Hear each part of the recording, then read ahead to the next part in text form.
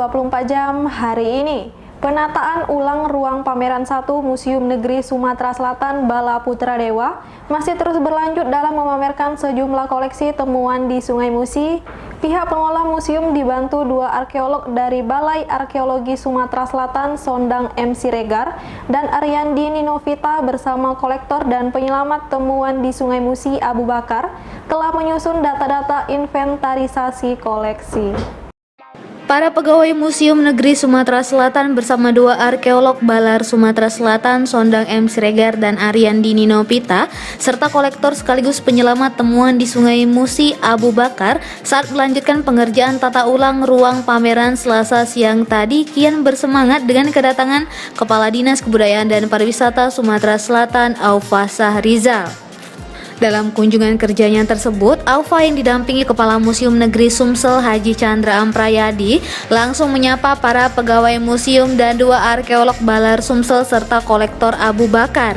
Selanjutnya Aufa langsung terlibat perbincangan serius bersama kedua arkeolog Sondang M. Siregar dan Ariandi Ninovita yang tengah fokus mengklasifikasi koleksi-koleksi temuan Sungai Musi yang bakal dipamerkan di ruang pamer 1 Museum Negeri Sumatera Selatan. Aufa mengapresiasi ketelitian kedua arkeolog Sondang M. Siregar dan Ariandi Ninovita bersama kolektor Abu Bakar sehingga menghasilkan narasi koleksi berupa data yang valid dan bisa dipertanggungjawabkan.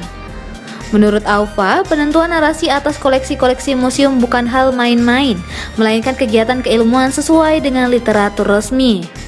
Satu persatu koleksi temuan Sungai Musi yang bakal dipamerkan tampak dieksplor oleh orang nomor 1 di Dinas Kebudayaan dan Pariwisata Sumatera Selatan itu. Terakhir, Aufa menyempatkan diri melihat langsung proses pembuatan lukisan di akses masuk ruang pamer 1 oleh pelukis mural Muhammad Idris berupa panorama alam yang dilengkapi offset 2 fauna khas Sumatera Selatan yakni beruang madu dan harimau Sumatera. Tak hanya melihat-lihat, Aufa juga berdiskusi dan memberikan masukan kepada Idris agar tampilan masuk ruang pamer 1 lebih hidup dan menarik pengunjung untuk berlama-lama di museum. Reporter Muhammad Iqbal, juru kamera Ahadi Parit, palfresh.com. Pemirsa, warga di Desa Negeri Kaya, Kecamatan Tanjung Sakti Pumi, Kabupaten Lahat, saat ini masih menunggu perbaikan jembatan yang ambruk dihantam banjir 4 tahun silam. Hal ini mengingat jembatan tersebut merupakan akses utama menuju lokasi pertanian dan tempat pemakaman umum. Jembatan yang ambruk dihantam banjir hingga saat ini belum juga diperbaiki. Padahal jembatan yang sudah rusak 4 tahun silam atau sejak tahun 2017 ini sangat berguna bagi petani yang ingin menuju lahan pertanian dan tempat pemakaman umum. Dari pantauan palfresh.com, puing jembatan sepanjang 15 meter dengan lebar 2 meter dibiarkan tetap berada di dasar sungai. Kepala Desa Negeri Kaya, Budi Hermanto, menyebut ada 36 hektar lahan pertanian di desanya. Sebelumnya warga menuju lahan tersebut menggunakan kendaraan roda 2. Namun sejak ambruk tahun 2017 silam, warga maupun petani harus menyeberangi sungai. Jembatan ini sangat berguna bagi masyarakat, terutama lingkungan Desa Negeri Kaya ini. Jembatan ini digunakan untuk menuju ke perkebunan yang jumlahnya lebih kurang sekitar 30 hektar khusus untuk perkebunan. Untuk persawahan lebih kurang sekitar 6 hektar dan juga untuk menuju ke TPU, pemakaman umum. Harapan ke depan mohon kepada pemerintah kabupaten, baik provinsi, semoga jembatan ini dapat dibangun di tahun 2001 ini karena ini sangat berguna bagi masyarakat, baik masyarakat Desa Negeri Kaya dan juga masyarakat sekitarnya di wilayah Tanjung Sakti Pumi ini. Sementara itu, Michael, warga setempat, mengaku air sungai beringin sering deras apabila musim hujan.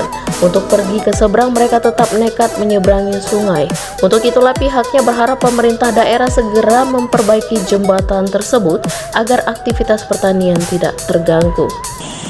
Sangat berguna ya, terutama untuk kami masyarakat Desa Negeri Kaya. Di sana kan banyak perkebunan. Jadi kami mayoritas di sini petani kopi. Ya sulitlah untuk mencapai ke kebun. Jadi kami sangat berharap untuk dibetulkan kembali jembatan ini. Reporter dan juru kamera Bernard, palpres.com. Bupati Oku Timur Haji Lanosin Hamzah atau biasa disapa Enos mendatangi lokasi korban kebakaran di Jalan Raya Belitang BK6, Kecamatan Buai Madang Timur kemarin. Kedatangan Bupati ini untuk memberikan bantuan kepada korban, alhasil korban yang sedang merasa kesusahan secara spontan memeluk tubuh sang Bupati.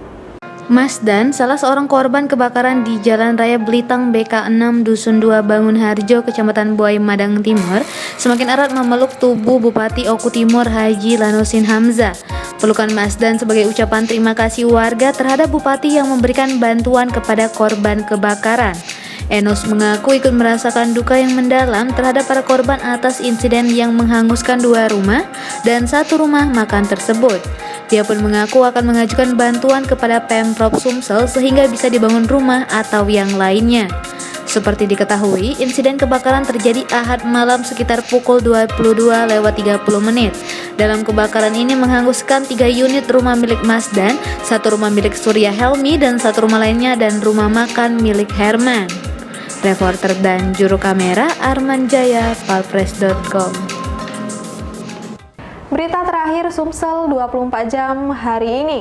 Kembali masyarakat di Kabupaten Musirawas Utara diresahkan oleh amukan seekor gajah liar berukuran besar yang memasuki pemukiman dan merusak sekolah serta perkebunan sawit milik masyarakat.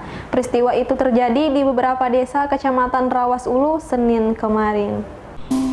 Warga di sejumlah desa di Kecamatan Rawas Ulu yakni Desa Sungai Lanang dan Desa Lubuk Kemang dikagetkan munculnya seekor gajah liar yang masuk ke pemukiman warga. Tak hanya merusak perkebunan, gajah juga berukuran lumayan besar itu juga masuk ke halaman SMP Negeri Sungai Kijang dan merusak perkanangan serta pipa saluran air sekolah. Abdul Qadir menambahkan dia akan terus memantau kondisi dan berkoordinasi bersama kepala desa serta masyarakat terkait keberadaan gajah liar itu. Sejauh ini lanjut dia pihaknya sudah melaporkan hal itu kepada Wakil Bupati, BPBD dan DLHP Muratara. Dia tak lupa mengimbau kepada masyarakat yang sehari-hari beraktivitas di kebun untuk selalu berhati-hati dan menjauhi lokasi jika menemukan gajah liar tersebut. Reporter dan juru kamera Sony Harsono, palpres.com. Demikianlah berita Sumsel 24 jam hari ini.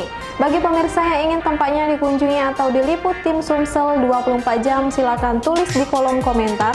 Jangan lupa untuk mendukung program kami lainnya di YouTube channel Palpres Official seperti podcast Syukur Pedes, Budak Lorong, Baseng, Ternyata Bukan Mistis, dan Ruang Cerita bersama Kakak Juli. Saya Sri Devi, sampai jumpa.